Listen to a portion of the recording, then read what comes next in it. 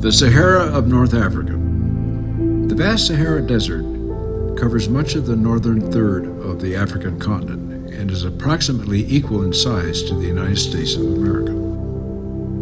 The Sahara is the largest hot desert in the world and is one of the harshest environments on Earth due to soaring temperatures, severe dryness, and rare rainfall.